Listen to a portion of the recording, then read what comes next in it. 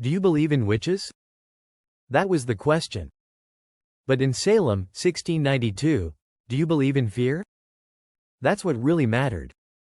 She stood on trembling legs, staring at her judges, 7 men, cold-eyed and ready. Behind her, a crowd buzzed with rage and excitement. In front of her, a child screamed, "She's choking me with her specter." No evidence. No proof. Just pointing fingers. And the news waited outside. This isn't fiction. This happened. Welcome to the courtroom of the Salem witch trials. In 1692, Salem village was a pressure cooker. A rigid Puritan society. Bitter land disputes. Religious zealotry. And then, 2 young girls began to twitch, scream, and accuse. And once Reverend Paris' niece Abigail Williams and daughter Betty named their first witch, everything snapped. The courtroom became the battleground. Sarah Good was poor. Homeless. Muttered to herself in the street. Easy target. What evil spirit have you familiarity with? Sarah Good, tired, defiant, none. But the afflicted girls screamed. Fell to the floor. Cried, "She's biting me." The courtroom turned into theater. The audience? Bloodthirsty. Every flinch, every gasp, evidence. Sarah Good never stood a chance. Tituba, an enslaved woman from the Caribbean, was beaten into confessing. She said, "The devil came to me and bid me serve him." Then, she named names. Tituba reenacted Sarah Osborne, Sarah Good, and just like that, it spread like wildfire. Confessing meant you lived. Denying meant you hang. Rebecca Nurse was a grandmother. Pious. Beloved. But she'd spoken against the trials. And that made her dangerous.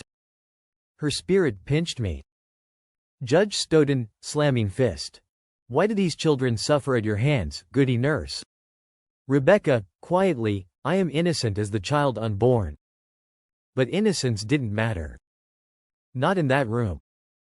The trials were pure chaos. Spectral evidence, dreams, visions, was accepted. Hearsay became testimony. Panic was law. Judges like Hathorne and Stoughton believed they were saving souls. But others began to worry. I desired to take the blame and shame of it. But that came later. Too late. John Proctor saw through the madness.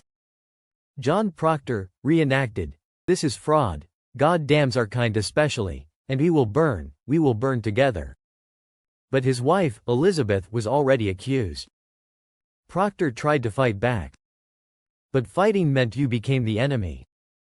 He was arrested. Condemned. And sentenced to hang. He never confessed. Giles Corey refused to plead. Because if he said, "Guilty," they'd hang him. If he said, "Not guilty," they'd take his land. So he said nothing. They crushed him with stones. Executioner. "Giles, will you confess?" Corey, last breath, more weight.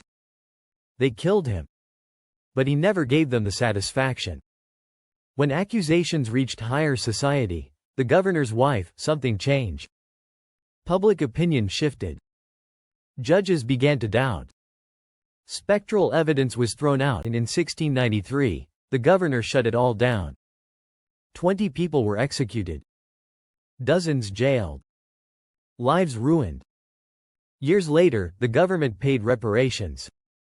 Ann Putnam Jr., one of the original accusers, stood in church and said, "I desire to lie in the dust and be humbled for it."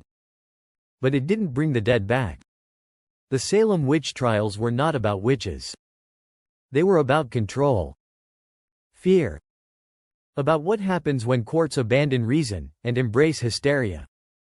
And when people are more afraid of being wrong than of being cruel. So next time someone asks, how could they believe in witches? Remember, they didn't believe in witches. They believed in each other's fear. And that was enough to kill. Remember their names. Rebecca Nurse. John Proctor. Giles Corey. Bridget Bishop. Sarah Good.